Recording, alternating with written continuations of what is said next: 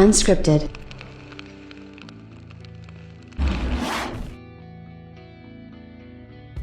You know, I can hear the excuses already. We just need to wait for the tools. We gotta have the tools. The tools aren't mature. Microsoft didn't send out the dev kits and the SKUs to the developers the way that Sony did. It's the tools. The tools are the thing. The tools are the trade. Tim the Tool Man Taylor. Tools.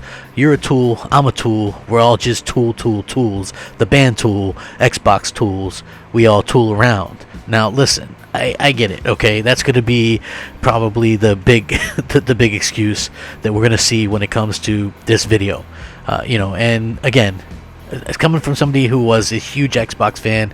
I was a big Xbox guy. I still like Xbox. I wish that they didn't suck as bad as they did, but hey, they do, and I can't lie about it and pretend that they don't. You know what I mean? I'm not going to sit there and pretend that they're doing everything great when they're not. Now listen, the PlayStation 5 on the other hand, not perfect, but in comparison, it's like night and day between that. The experience that I'm having with that and the experience that I'm having with the Xbox Series X, they're completely different. And it's just unbelievable to me that this is sort of the situation that we're seeing with these consoles. It just is like unbelievable given the amount of people. And again, this is probably why it's smart not to trust influencers, because influencers are basically people who get some kind of reciprocation for talking about something, right, in a positive manner. Anytime you see somebody go, well, we're going to do a show, we're going to do a podcast, and it's going to be positivity.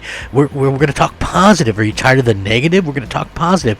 That's other words. That's people trying to say, hey, if you're looking for somebody to blow smoke up your behind, we're going to be the ones to do it because, that's what you want and that's what you'll pay us for. And, for me personally, there's some things that just aren't worth the money, and sitting there lying about, Xbox and how great you think it's going to be just isn't one of those things that really kind of something that I really want to do. I do YouTube as a hobby. I love gaming as a hobby, but at the end of the day, there's things that are more important, and so it sort of is what it is. But I felt like this video was one that needed to be done because once again, we're seeing the fruits of Mark Cerny's labor, his talks, all that kind of stuff really pay off, and that's something that a lot of people said wouldn't happen. We keep hearing how, the Xbox Series X was going to perform so much better, and it was simple math, and, it was going to do this and 40 frames better and this better and all the multiplets. Could you imagine playing the worst version of this on an inferior console? I mean, this is all stuff we heard, and now people are awfully quiet about it, like when it comes to that. But I was told that I would be playing the best multiplats on the Xbox Series X, and now I'm told just wait. Again, this is absolutely ridiculous line of thinking. Microsoft, clearly, I was told by multiple people, given up in 2015 to focus on getting ready to launch and go all out next generation. Here we are, all the next generation, and it's worse than it's ever been in terms of games, and we're getting worse performance with the Xbox despite it being more powerful. So who's to blame here? Here's the funny part, right? Phil Spencer, okay, gets all the praise when something's good. Oh yeah, Phil Spencer did this and Phil Spencer did that, and whenever you bring up that Phil Spencer has failed at something, they go, well, he was only promoted in 2017, so what can you expect him to do? What can you expect? We're not gonna count that. So he was promoted in time to fix all this stuff, but not promoted in time to get some games out. That's something that I kind of disagree with. Besides that fact, a lot of people confuse the timeline. Phil Spencer was promoted to head of Xbox in 2014, so you're going on 7 years. That's a pretty long, significant time at being the head of Xbox. And before people go, oh well, he didn't have the checkbook or didn't have this, he did purchased Minecraft for $2.5 billion in that year as well. So that was a Phil Spencer deal. So you're telling me he could spend $2.5 billion, he could get that passed up by Microsoft, but he couldn't get $50 million for a AAA exclusive, or get some money made up in time to have some exclusives for the Xbox One X or the Xbox Series X at launch? Like, you're telling me that since 2016 they can make the series, the 1S, the 1X, the SAD, the Series X, and the Series S. That's 5 consoles since 2016, but they've only released 3 AAAs exclusives since that point in time.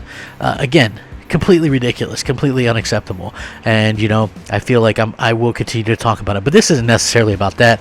Sorry for the rant. I wanted to get into it. I'm Crapgamer. This is Crapgamer Reviews with another video. Thank you so much for checking it out. I really do appreciate it.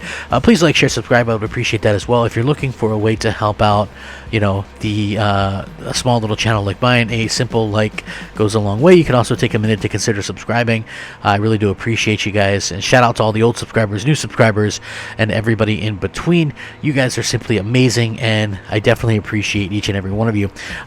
With that being said, again, I could do this on multiple videos, but look, Immortal Phoenix Rising. Okay, this game, new game from Ubisoft, locked 4K on PS5, dynamic 4K on Xbox Series X.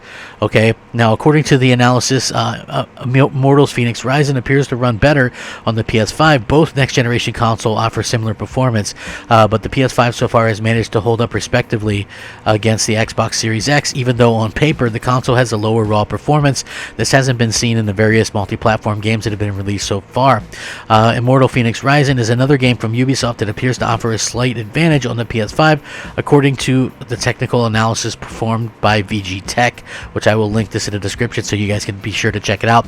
Immortal Phoenix Rising offers two different modes on the new generation consoles. One is the quality mode that renders at 4K, dynamic 4K, and runs 30 frames per second on PS5 and Xbox Series X.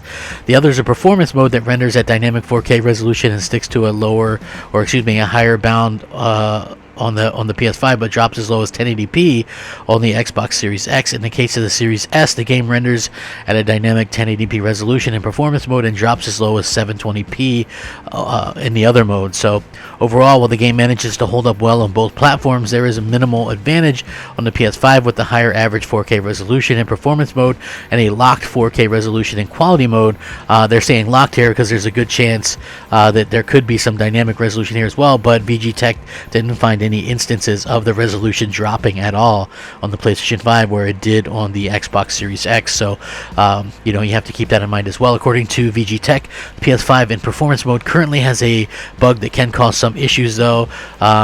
Maybe the resolution being locked at 4K or something along those lines. But again, this is a staggering situation where you have a console in the PS5 which we were told wouldn't be able to do this, it wouldn't be able to do that, and now all of a sudden it's out here doing like all these different things that people swore they would never be able to do or never be able to accomplish, and it's out there doing it better than what Microsoft was able to accomplish with their huge, amazing console. So yeah, I do find that to be very funny, and I do find that to be quite an odd situation, to say the least, just given the fact that all the hype that we kept seeing pushed by Microsoft. They were really pushing this whole idea of they were going to have this most powerful console ever created, and it was going to be all the difference, and it was exactly what people were expecting it to be, and it was going to do this and do that, and at the end of the day it ended up that not being the case. And so that's real kind of kind of a sad situation, to be honest with you. And that's not the only situation that we've seen like this as well. I mean, there's other games. It seems like every multi-platform game that we've seen has some kind of advantage on the PlayStation 5. I'm not talking about, some of these might not even be huge advantages, right? But the fact that there's any advantage in this console that was supposedly going to get blown away in performance every single time on every single multi-plat, and now we have all these excuses and wait for this and wait for that. I just cannot believe what we're hearing as fans. We keep getting told, wait for this, wait for that, things are going to change, things are going to get better, and this is the mantra that we've been hearing for so long. At some point, right, people have to look at me, and the ones that gave up on me and said that I was a fearmonger and a radical and stuff like that, I ended up being right about all this stuff. Okay, I was right about even the PS5 performing better because developers were saying so. Okay, other people were saying that the PS5 was going to get slaughtered, and it was a 9 teraflop thing, and GitHub leak, and this leak, and that leak, and those are the ones that are getting all the play right now and all the admiration and respect. Guys like me, aren't getting any of that, despite the fact that I was right about the games not coming until 2023 and 2024. I was right about there being such a small level of power differential between the two that we wouldn't see any major differences, and we haven't. But where's my props for any of this stuff? Nobody's willing to give it up. Okay, that's so funny to me, right? You'll quick and shove something up my behind if I'm wrong about something, but whenever I'm right about something, I get nothing, right? Oh, well, Crapgamer's not relevant because blah, blah, blah. Well, you know what? I'm more relevant than a lot of people because, you know what? I called this 100% correctly, right? So meanwhile, you can sit there and cheerlead other people that sit there and tell you that, you know, we just wait. You can cheerlead that, or you could just, you know, be a fan of someone like me who has the balls to actually come out and says what need to be said. And that's just the end of the story right there. So rack that up. Thanks for watching. Crapgamer out. Unscripted.